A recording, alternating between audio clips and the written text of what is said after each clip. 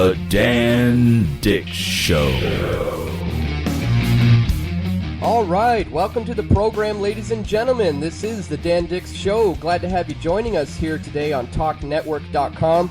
It's hard to believe we're already over halfway through the month here in January of 2016. I almost can't believe how fast time really is flying by. But, ladies and gentlemen, as you know, I'm sure, there is no rest for the elite as they continue to conspire with one another to, well, screw us all over, essentially. And, you know, we can see that with our own eyes. We see it through the propaganda. I mean, not long ago, recently, we've had the Republican debates in the United States, and now we've just had the debacle that is the Democratic debates. So joining me on the line today to talk about this and about so many other things going on in the world today is my good friend Anthony Antonello. He's a fellow journalist and activist and show host. And ladies and gentlemen, if you're not familiar with his work yet, well, you really need to be. Following 6 years in the military and much time as a medic and firefighter, Anthony Antonello has witnessed the ups and downs in life, from spending time fighting for the United States military to the everyday horror covered on the local news. Antonello was there, witnessing events most only see from the comfort of their homes on a TV screen. Not allowing those images to simply absorb in the noise of the mainstream media, there was only one thing left to do for the man from the northeastern Pennsylvania: become politically active. Antonello now travels the country and he covers stories and events showing people firsthand what the mainstream media refuses to show, asking questions that the mainstream media refuses to ask, and using whatever means possible to get people thinking. So without further ado, ladies and gentlemen, Anthony, thank you so much, man, for taking the time to join us here today on the Dan Dick Show. No problem, Dan. No problem. Thanks for the introduction. Thanks for having me on the show, everything you do. And, yeah, like you said, it's hard to believe that we're here in 2016 watching this all unfold, especially for guys like us who've been doing this. You know, I know I'm pushing a decade now, and I'm sure you're close to that, if not more. And it really is incredible just watching this. Well, you've been covering all. You cover all aspects of you know, if you want to call this you know, this field that we're involved in, you cover it all. I mean, when it comes to active journalism, interviewing people, confronting politicians, on and on and on, you run the full gamut. I want to get into that and some of the shows that you have and that you are hosting. But you know, just following this debate. I mean, this just happened. I know you were checking it out a little bit. What do you think, man? What's going on there with that Democratic debate? I didn't get a chance to catch it, but what are your thoughts having just seen a bit of that? Well, let's see. It's tough because we know this is such a joke at this time, and it really is all propaganda. It's and I'll get into that in a second. But I watch it to see what's getting put out there, to see how they're playing this off against not only the American people but the rest of the world. And, you know, I was a delegate, as you know, to the RNC for Ron Paul in 2012, and I learned firsthand that it really doesn't matter, that the votes do not matter, at least on a national level here in the United States. And that's why I call it the selections, you know, the 2016 selections. And I've successfully predicted, pretty much, you know, the candidates that have been going on. I say I'm batting 1,000 because I put things out there, and, you know, as controversial as the things I talk about are, you know, and as many people as I get mad at me, mostly in the mainstream from Call Talk Radio, they can't really say a word because, you know, I'm light years ahead of them, and because I see what's happening, I know what's going on, and it's just this huge illusion of choice. Mm-hmm. And what the hardest part for me about it, and excuse me, my voice, I'm losing a little bit because I was running out in the cold the last couple of days, but anyway. What kills me the most about this is how people continue to buy this saga And even people in the mainstream that I know are not stupid, I know, some of them have great memories. They're known for it. I'm thinking of, one or two people in particular. They could tell you, who anything you want to know about bands, music, cars, politics, going back to like the 50s. But yet, I bring them all this information. They agree with me. Yeah. We get that the RNC was a fraud. Yeah, we seen that they got caught using a teleprompter. We seen that they made it where it will never matter again if the delegates even showed up. But then they jump right back in, like literally in the same show, they jump right back into, oh, who's better, the Republicans or the Democrats, as if it even matters. So that's what kills me the most is people don't realize, every 4 years, you're not voting for somebody, you're voting against another person, and you hear the same exact lines, a vote not for, if you didn't vote for John McCain, it's like voting for the Democrat. If you didn't vote for Mitt Romney, it's like voting for Obama. Here we are now. If you don't vote for the Republican, you're voting for Hillary. So, we're hearing the same lines. If you vote for a third party, it's as good as throwing your vote away. So people just keep falling for the same nonsense, no matter how much, facts we have. Clint Curtis, Beverly Harris proved, he admitted that he wrote programs that could switch the vote 51-49. You would never even know it. He gave congressional testimony to this, but yet people don't want to accept it. They just want to jump in this circus and pretend that they actually have some sort of say in the system, when the fact is they absolutely do not have say in the system. Well, the system itself is what has all the say, and I'm curious, as if coming from the establishment itself, I begin to wonder if maybe they're getting tired of the Bush Clinton dynasties, the Bush Clinton bloodlines. I start to wonder if maybe the Bushes and the Clintons have seen their day, and the establishment is done with them and ready to move on to somebody new. What are your thoughts? Do you think that they're actually in the running for president of the United States, or is it just all part of the show? No, that's a really good question, and I think about that quite often as I try to think about what's going to happen here. Now, going by the formula that I really have been studying for a long time, and going by what we've seen for a while. I've been saying for years now that I believe that 2016 is going to be the year that, we're going to see some drastic changes, not in a good way. But I look at the way they had that engineered collapse in 2007, and it was perfect for them, for the elitists. It happened under Bush. He was still in office. So you had the Democrats blaming the Republicans. Then, Barry comes in and he triples down on it. So the Republicans say, oh, well, it wasn't near as bad. And this Democrat comes in and triples down on it, and makes it even worse. And I'm like, you know what? They completely pitted each other against one another. And then they papered it over, and there's so much more to it, and it would take me hours to go through it all in great detail. But I look at it and I see how they have this system of control around us. Now, like you said, most people realize that I'll put it this way. They realize they can't trust the government. They realize they can't trust the media, but at the same time, they don't really have anywhere else to go. They don't really have any answers. So when you look at, Trump, like this guy, Donald Trump running, and why he's so popular, he's popular because he's saying things that people want to hear. He's talking out against the establishment. He's playing the media, but at the same time, he's calling out the media. And, people hear this and they're like, oh, finally somebody's going against all this political correctness. Finally, somebody's speaking on our behalf. So right, it appears he's saying something that resonates with what the people are thinking at this time. Right, absolutely. Now, does that mean we can trust them? Absolutely not. No.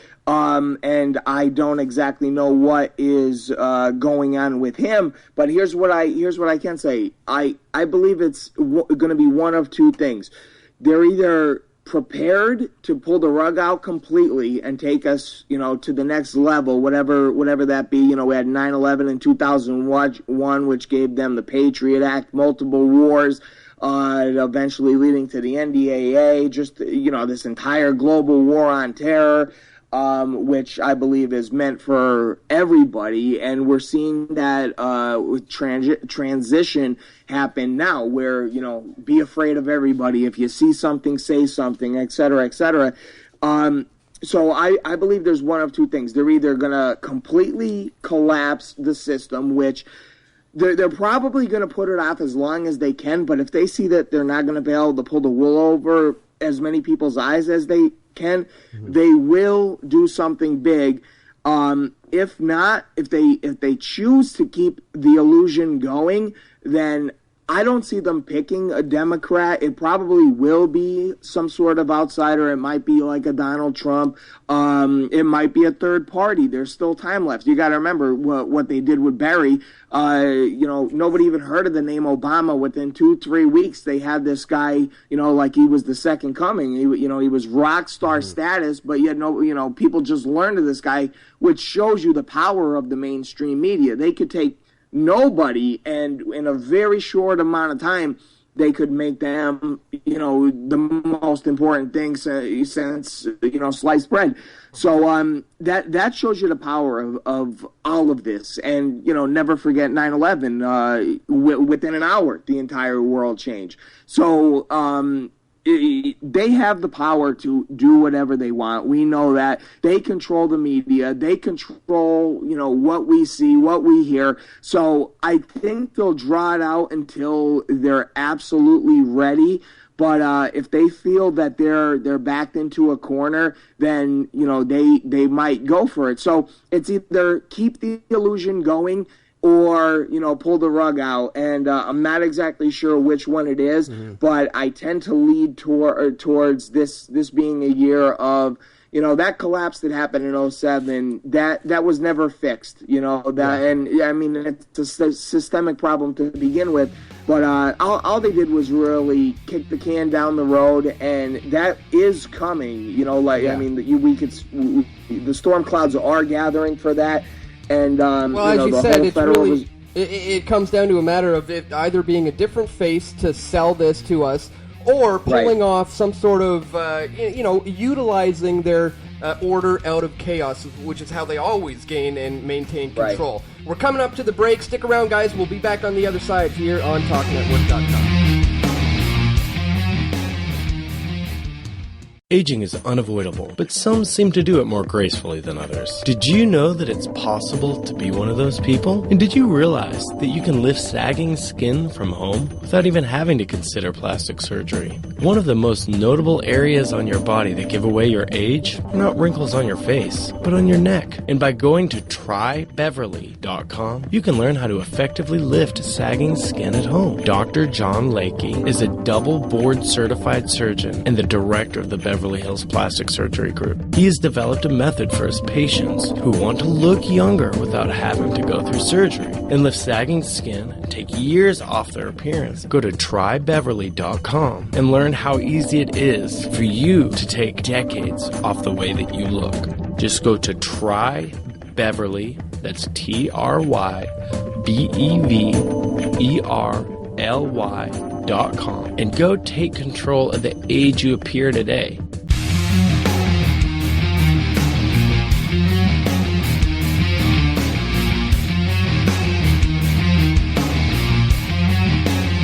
All right, and we are back, ladies and gentlemen. This is the Dan Dix Show. Thanks for joining us here today on TalkNetwork.com. Our guest today is Anthony Antonello, and just before the break, we were talking a little bit about some of the potential possibilities leading into 2016 with the new presidential candidate. Are we going to see a new face to continue to sell us down the road of tyranny, or are we going to see a new tactic involving actual tyranny, possibly in the form of false flags? So it's tough to say which way this is going to go, but one thing we can say for sure is that there's no doubt things are being ramped up, whether it be in a huge 9/11 style false flag type of event, or whether it be through small incremental things that we're seeing that are essentially taking away our freedoms, our liberties incrementally, is I think what we're also going to see throughout 2016. An example of that, which is something that is ongoing right now and something we've been covering here extensively at TalkNetwork.com, is the ongoing situation with the militiamen in Oregon who are who have had the Bundys, the Bundy family, join up with them. Anthony, I mean, this is still obviously ongoing. What's your take on the situation there? In my mind, it really comes down to the sovereignty over the individual and the elite, trampling over private property rights.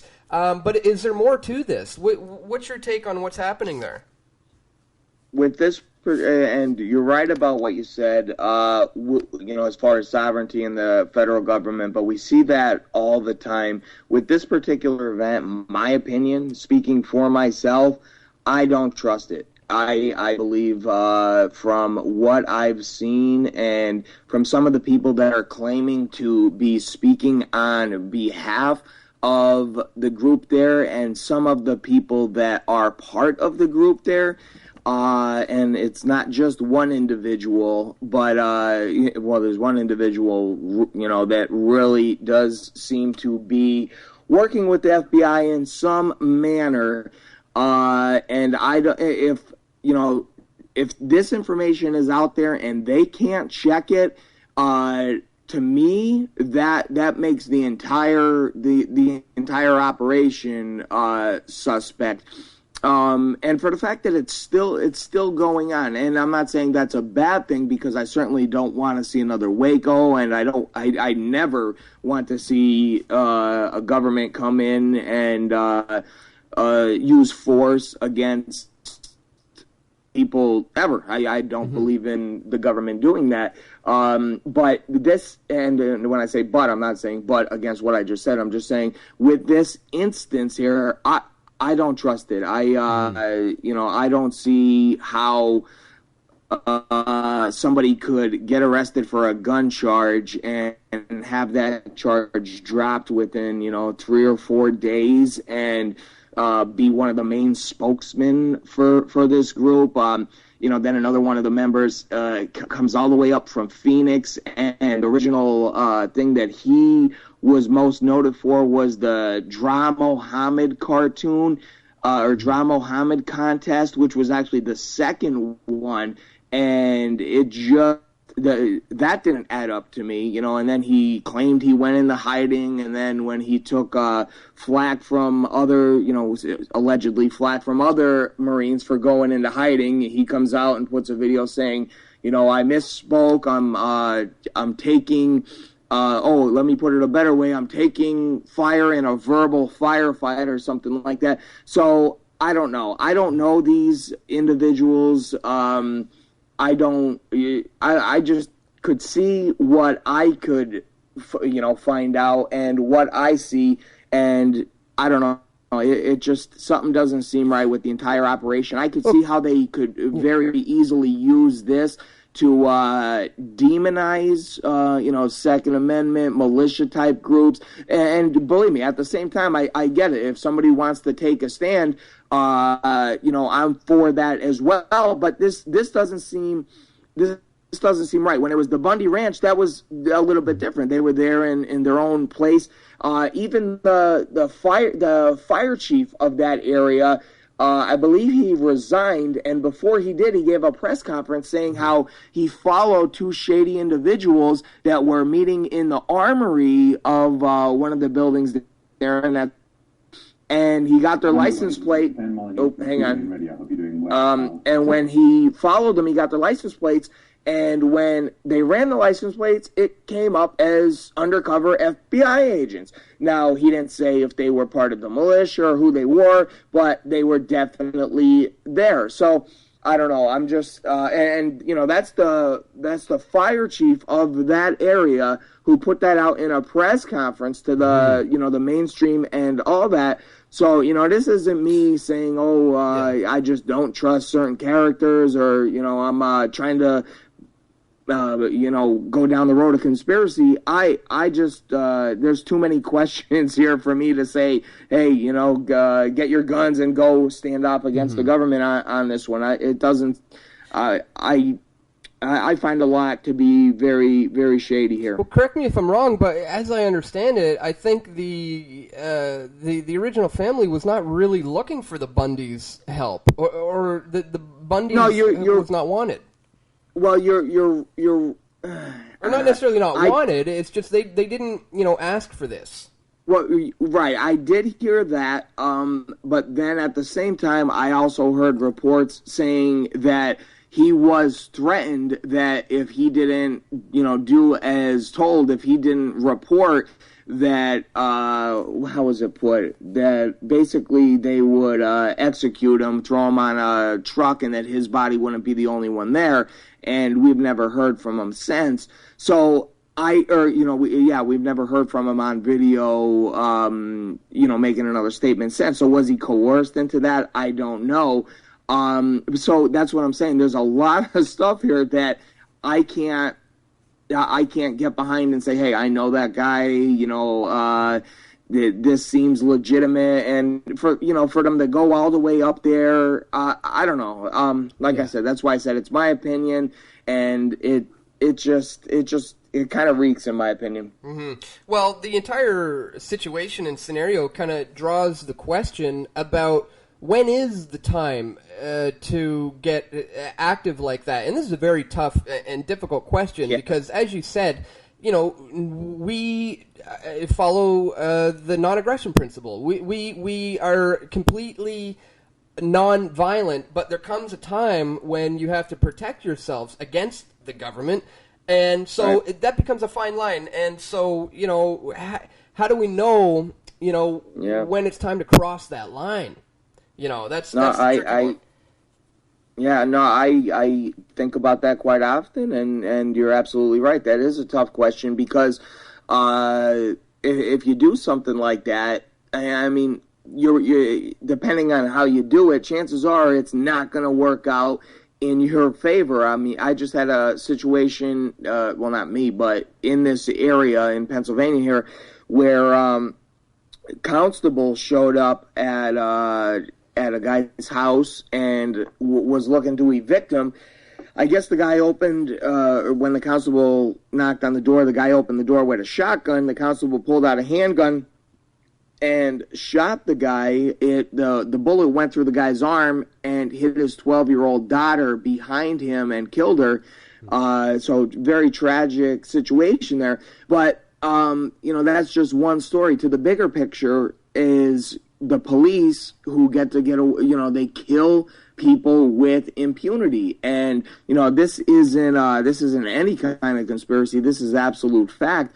I put it out there and I say, I dare somebody to try to find me a police officer who have killed somebody while they were working. Now, I'm not talking about like a Drew Peterson or somebody who's a serial killer when they're off duty. That's a little bit different. And by the way, there's still only about a dozen or a dozen and a half of those names, and that's going back like 40 years. Mm-hmm. I found one person who actually killed on duty that was convicted of murder, but it was so egregious. The person was a serial stalker. He ended up killing a college girl. It was like a terribly brutal case. That's one aspect. The other aspect is it was all the way back in the 70s. Another aspect is he won it on appeal, for God's sakes. So, here we are, 2016, and you're 55 times more likely in the United States to die by a police officer than a quote-unquote terrorist, but yet we never see these people pay consequences, ever. So the point I'm making is they'll kill you. No questions asked, and they'll get away with it. They'll get a 2-week paid vacation at very most. So what can people do about this? If you talk about doing something, they'll come to your house and arrest you for being a domestic terrorist. Now, I don't want to sound cynical and say there's no hope. I'm just pointing out, the terrible realities of the police state that I don't know if it's our fault or whose fault it is, but it's here. It's been in place. There is a cage around all of us. These people do keep tabs on, especially guys like me and you.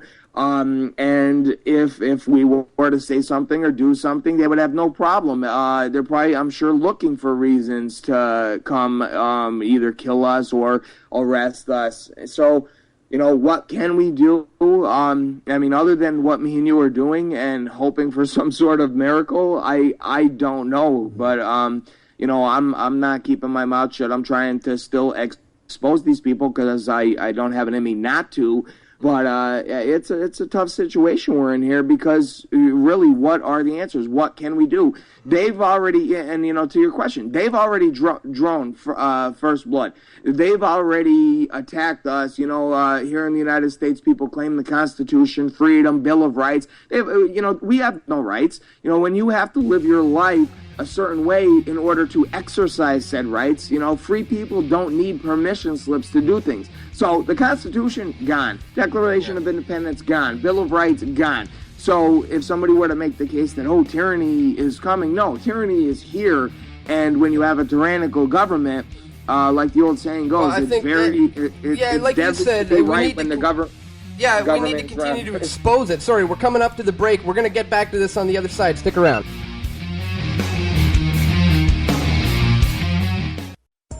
Enerfood by Enerhealth Botanicals, voted best and cleanest superfood by Natural News.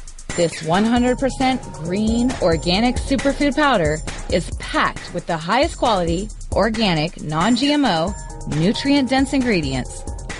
Experience complete bioavailable nutrition in a highly effective, fast-acting, alkalizing formula. Promotes cell rejuvenation, increase your energy, regain mental clarity and focus. Easily digested, quickly absorbed, all natural, vegan, gluten-free, non-GMO. Don't waste another minute of life feeling run down and tired. Gently detoxify the body daily. Order today and feel young tomorrow. Go to enerfood.com. That's ENERFOOD.com today. I'm Mike Adams, the Health Ranger, and I've just launched a whole new line of survival and preparedness gear called Ranger Gear. No way!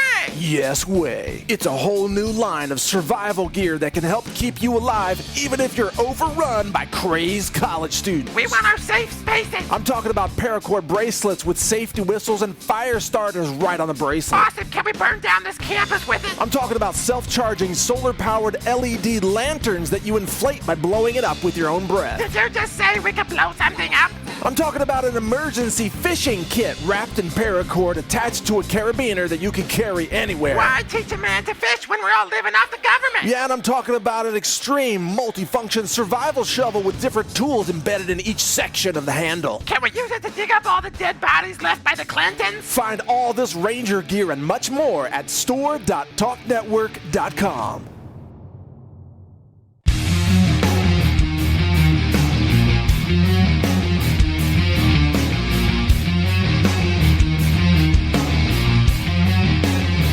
All right, we are back. This is the Dan Dix Show. Thanks for joining us here on TalkNetwork.com. And joining us on the line today is Anthony Antonello. And just before the break, we were talking a little bit about just how ridiculous the police state is really, really getting. And, you can, we see these things day in and day out all the time. And just before the break, we were talking about, well, what do we do about this? I mean, we see police officers overstepping their authority all the time. Well, it comes down to, okay, well, us here in the alternative media, what do we do about it? And Anthony, you have really been covering the topic of the police state extensively. I mean, in 2015, you must have covered Oh gosh, I don't know. Hundreds of stories about cases of police brutality. Is there anything that stands out in your mind from 2015 as something that was just, just brutal that people need to know about? Oh man, that's a tough question. Yeah, so many things. Well, like you put it, in 2015, yeah, pretty much. That's almost. And you know what? In the years leading up to 2015, I had a pretty much a saying that I said to a lot of people. I said I could do a show an hour a night just on police brutality and never cover all the stories that are out there. So going into 2015, that's kind of what I did, and it wasn't a conscious thing. It was so brutal right from the very turn of 2015. There was another thing I said was is that the news doesn't happen on the weekends. For the last 8 years, I covered all these stories, and it was like Saturday, Sunday, nothing ever happened. And then first thing Monday morning, whatever news you turn on, dun dun dun, breaking news. Well, that is when I talk about the formula changed as of 2015, and it also changed going into 2016, which makes me believe that we're really late in the game here. But going into 2015, I remember the very first weekend. It was a Sunday. I think it was over in France. I don't know if it was the Charlie Hebdo or if it was something over there. And it was a Sunday, and I'm like, wow. I'm like, this, I went live that night, and I said, this breaks the pattern. I said, there's never news on the weekends, and you could go back a decade and look at all the big stories. It's usually on a Tuesday or a Wednesday, sometimes Mondays, sometimes Friday. It was always during the week. So the pattern was changed right there going into 2015. And then the rest, it just set the pace for the rest of the year. The rest of the year was just off the meter police brutality and killing innocent people. 2015, we had Baltimore, Ferguson, Walter Scott, Freddie Gray. It's just, man, I can't even think of all the names.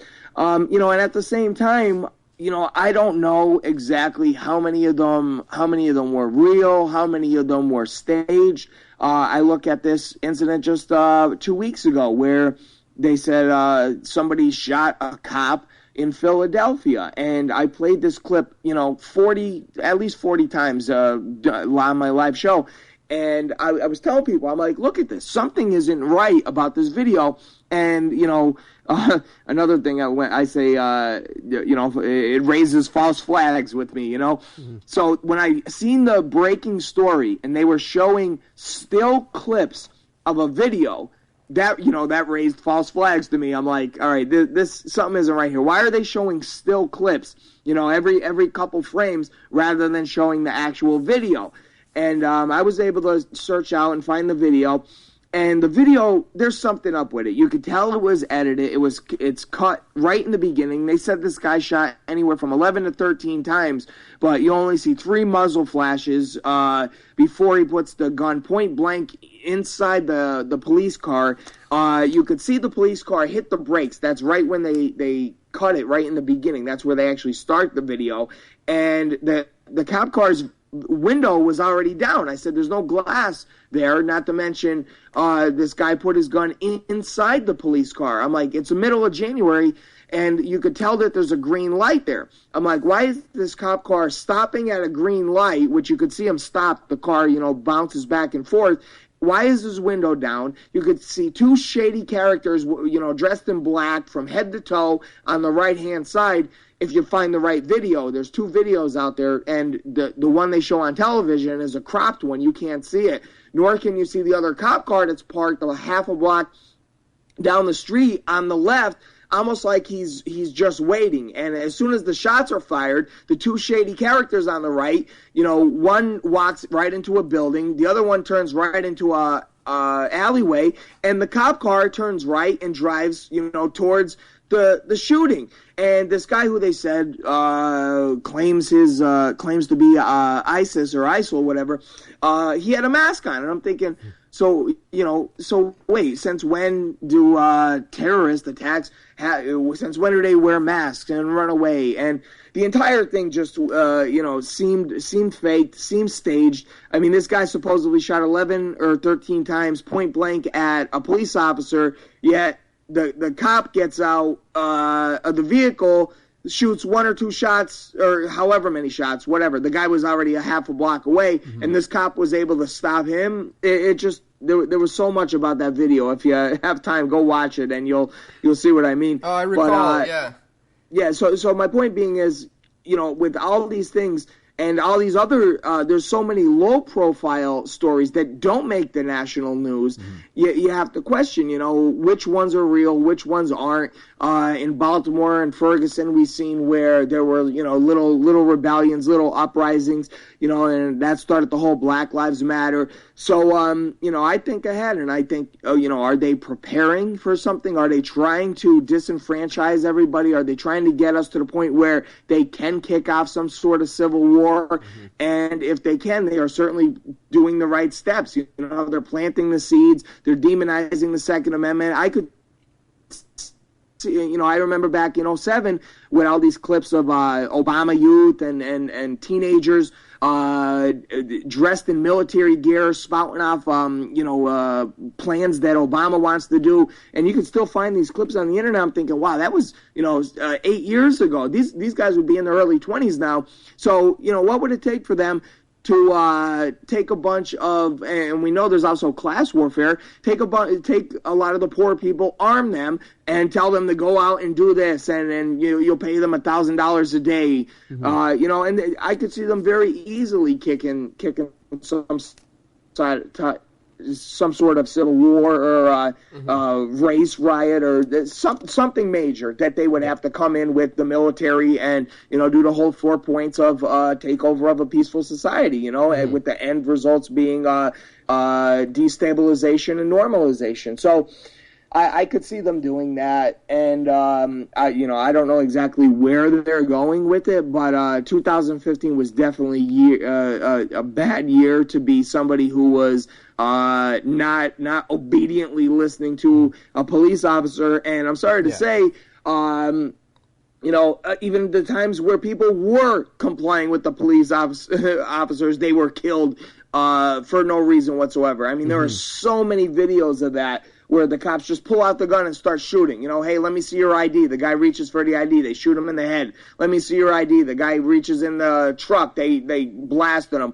I mean, there's so many stories of this. I don't even know where to begin. So I don't know. It's it really is what tyranny looks like. That's what I could say on that. Well, one other aspect of this that I think is a big thing to look back on in 2015 as well is you pointed out, and rightly so, that a lot of times things are staged. Certainly, things are completely put on, even to the point of something being a hoax. But in 2015, I have noticed a huge surge in the amount of people online who think that everything is a hoax, and every single thing that takes place anywhere is all crisis actors, and that everything was staged. Have you noticed an increase in that kind of a thought pattern amongst researchers online, that every single thing that happens now is apparently staged? Absolutely, and you could credit that to a couple different things. Number one, when you're lied to constantly, especially when you're somebody who understands that you're being lied to and you can't get the truth from these corporate-owned stations that literally faked war scenes like Charles Jaco over in the Gulf War, which was CNN, Nancy Grace and Ashley Bedfield pretending they're hundreds of miles away talking via satellite when they're literally in the same parking lot, another CNN incident. Ron Paul, hundreds of stories where they lied to us about Ron Paul. We forced them into a retraction on Fox News. MSNBC obviously is no better whatsoever. Anderson Cooper getting caught using a green screen during the whole Sandy Hook thing. So when you're lied to on a scale like that, yeah, I absolutely can understand why people don't trust, pretty much anything. So I get that. Then you also have to look back and look at Cass Sunstein, who was an Obama picked guy. What was he? Not the science czar.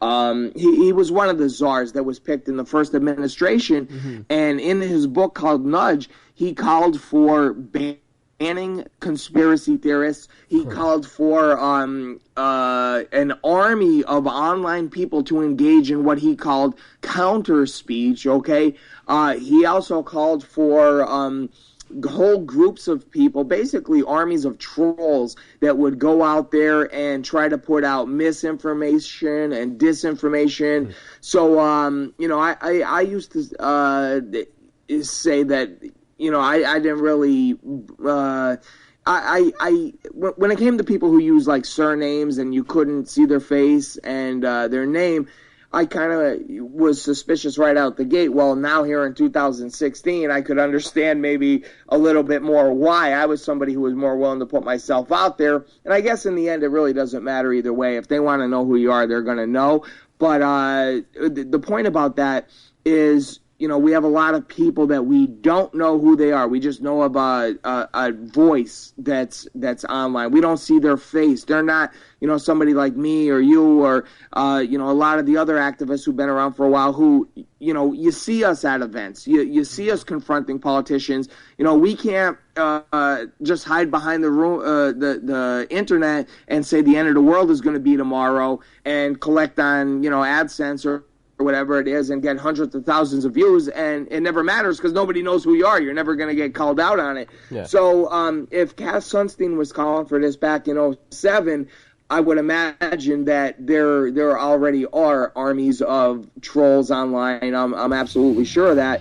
But it's a combination of a bunch of things. Like I said, people are disenfranchised. They don't trust the government, rightfully so. Go ahead. I think it's a bit of a sign of the times, really, that we are having a bit of an effect, and the establishment has to counter and do what they can to try to stop what we're doing. Right. Some of those groups being some of the ones that you've covered, and I, back in 2012, like the Bilderberg group. We're going to get on that on the other side of the break. Stick around, guys. We'll be right back.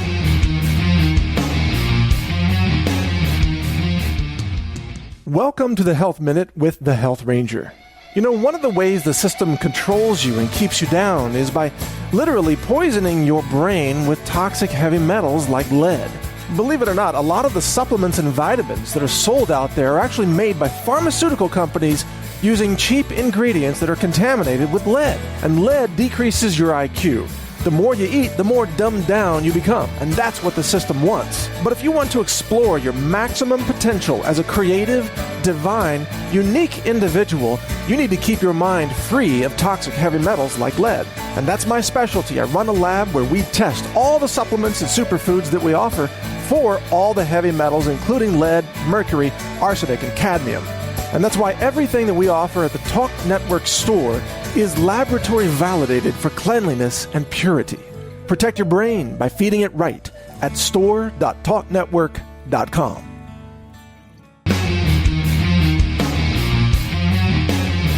All right, we're back here on TalkNetwork.com. This is the Dan Dick Show. Thanks for joining us, ladies and gentlemen. Today we're joined on the line by my guest, Anthony Antonello. And just before the break, we were talking a little bit about, just all the things leading out of 2015 into 2016. And I mentioned that, Anthony and I have, we've been called conspiracy theorists by the establishment, a number of things, but we've been covering these things for a long time. In fact, I think the first time maybe I met you was probably in 2012, I'm guessing, at the Chantilly, in Chantilly, Virginia, or I think it was in Chantilly, for the Bilderberg meeting. Is that the first? I mean, I think the last time I saw you was at CPAC back there in Washington when I got kicked out. But before that, when I interviewed you for my film, The Turning Point, that was at Bilderberg in Chantilly, wasn't it? Yes, sir. Yeah, I believe that. Yeah, is so correct. you've been covering the Bilderberg group at least since then, maybe even in sooner. Well, how long have you been covering Bilderberg? Well, that was my first actual Bilderberg group that I attended, protesting, covering, whatever you want to call it. Mm-hmm. But, I have been speaking of them and trying to get it out to people, what this group is and why this group is so important to geopolitics and the world for pretty much, since I fell down the rabbit hole, so to speak. Yeah.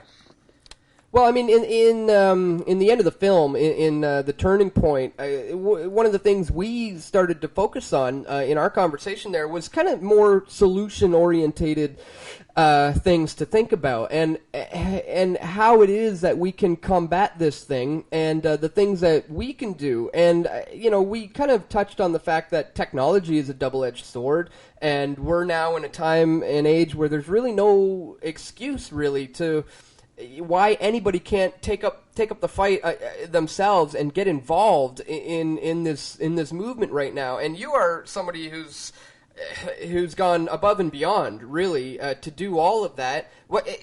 You have your own live show, Silence is Compliance. Tell us a little bit about that, because you launched going live on YouTube, and boy, oh boy, that's a whole new ballpark. Let me tell you, I've recently gone live myself. And yeah, man. First of all, congratulations for coming this far. What's it like for you, man? Going live on YouTube. I've really been enjoying the shows, and that must be empowering to know that we have the tools at our fingertips, and you're utilizing them, and you're getting the message out there. Yeah, awesome. No, it's great, and thank you. And I'm just, I'm doing what I can, and I actually, you brought up Bilderberg 2012. I think that's when I was approached by one or two people, and they wanted me to start a network, and they wanted me to be a host on their network, and we talked, and that's actually where I started off with, and I think I was probably with them about a year, and I ended up just for a bunch of different reasons, I ended up going solo and doing my own thing. Mm-hmm. And that's when I figured out, it wasn't easy. And it took a lot of time. I had to upgrade the website and learned how to do.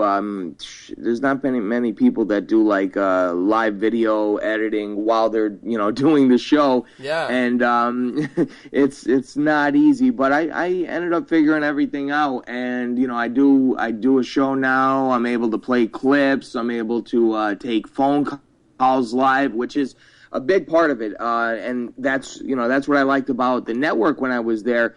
And when I first started going live, I wasn't able to do that, but I figured a way out, and now I am able to do that.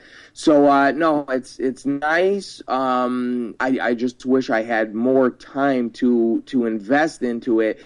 The only downfall is with YouTube you have to watch as far as content you play. That's one aspect. If you don't have the FBI behind you. Yeah, I recently did a live show a few weeks ago and played a very brief clip of our newly selected Prime Minister Justin Trudeau giving his little 30-second inauguration speech type thing, and I was immediately dinged with a copyright infringement from the CBC, the Canadian Broadcasting Corporation, and so I immediately disputed the claim because it falls under fair dealings. It's called here in Canada, where I have I'm protected under the Bill of Rights to comment on news, and so we filed a dispute to that and won that one because a lot of times I think companies like that throw out these copyright claims to try to get you to take the video down or shut the channel down or just make money off of your video. I believe, in my experience, the way it works is I believe there's like an algorithm they have, and a lot of stuff is embedded already. So as soon as you play it, and I don't know how, it must be some really advanced stuff because I've I've played clips that I've recorded straight from my camcorder. Okay, say like a clip from a television with the camcorder, and it could be extremely small, like 10 seconds, 20 seconds, and this is over years of experience. But and I would play that, and immediately, something would let me know, hey, copyright. And so I learned over a long period of time of most of the stations that you really don't even mess around with, and there's one or two you could take a chance with. And that's why I'm at the point now where I opened a completely separate page, and I do my live shows from there, and usually I delete them right afterwards or wait to see if something hits, and then if it does, I'll edit out that particular clip, but it was just trial and error, and it's not easy because once again, it's just like tyranny, if they say something happens, even if I have things that are straight up 100% my content that I've created, and somehow they tell me, oh no, this is somebody else is claiming this, and no matter how many times I dispute it or whatever it is, I might win some of them in the end, but with guys like us, we're not corporate owned, so we can't. I don't make enough money to really be doing good here, and do this. If I did, I would be doing a show every single day. When you're a corporation, you don't have to worry about anything. You get the talk. I mean, they get all of that. All of those rights. They get to talk about whatever they want. Oh, here's another example with YouTube. If I were to just talk about certain issues, even if it's just me sitting in my desk, nothing around that anybody could claim, and I were to talk about something controversial, it immediately, they take away the ability to monetize. Yeah. Okay? If I talk about Israel, if I talk about the Mossad, 9/11, I mean, those seem to be right out the gate, automatically not allowed to monetize whatsoever. So sensitive content. Yes. They just take away. They don't give you any reason whatsoever. There's no way of fighting it. They just say you cannot. So think about that. If there's guys like me and you that are trying to be independent, trying to put information out there, and we're looking to make money like a lot of the clowns on YouTube that do all kinds of ridiculous stuff, yet get millions of hits, and they're making a ton of money doing it. We're trying to do legitimate stuff that's for a real purpose, like saving the world, and we can't even talk about certain issues. They take away that ability. So that's literally censoring our content, and I know they'll make the argument, oh, it's a private company and they, terms and services or what, but no, the media gets to do it, other people, and actually, if I were to say something good about Israel, I would imagine that they wouldn't take away my monetization, but if I were to say something bad about Israel, then no, I can't, Yeah. Well, I mean, maybe throw in just like 9/11, just like 9/11. If I were to put a video out in tribute to 9/11, that would be fine. But if I were to put a 9/11 truth video out, then they would take away the ability to monetize that. Yeah, unless it had a title like "Funny Fluffy Cats," maybe. Possibly until the algorithm picked up that you have pictures of the Twin Towers on there or something. Yeah, exactly.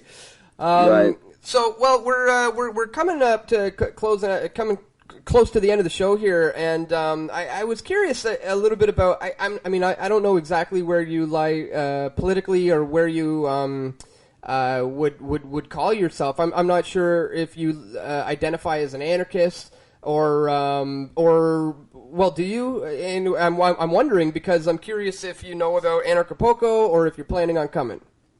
I do know about it. I've had Jeff Berwick on my show a couple times. Been on his show. I do know about it. It's the kind of thing. Oh man, you would love it, brother. It's the kind of thing I think that you would really enjoy to network and just kind of be there with all the like-minded kind of people. Oh, I'm sure I would, and I will definitely see if I'm able to do so. If I could get there, I certainly will. So yeah, that would be great. As far as oh man, for years I said, I shy away from labels, and I've been on a journey of the freedom of philosophy for a very long time.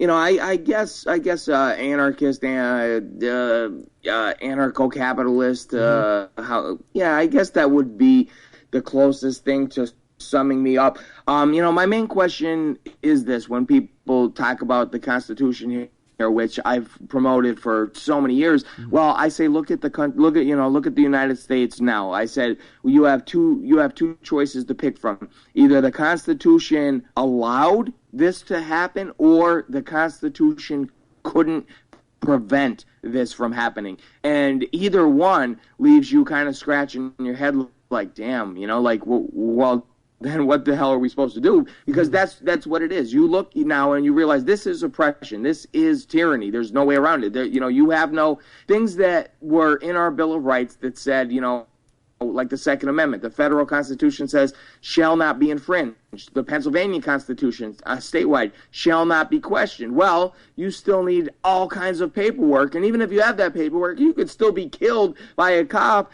and nobody faces any consequences for doing nothing wrong. So obviously we have passed that point. So I say the Constitution either couldn't prevent it or it allowed it to happen. If somebody could show me where I'm wrong, if somebody could point that out, I'm open-minded. I'm willing for that, to have that conversation. Show me that, because I don't want to be right, man. The stuff we talking about, the stuff we talk about. Are you kidding me? I don't want to be right about any of this. I don't. Stuff. Yeah, I hope. Yeah, I wish we were wrong, my friend. That's the end of the show. But thanks again for joining us, ladies and gentlemen. Check out AnthonyAntonello.com, and we'll be back next week on TalkNetwork.com. Take care. Be sure to check out dandix.talknetwork.com.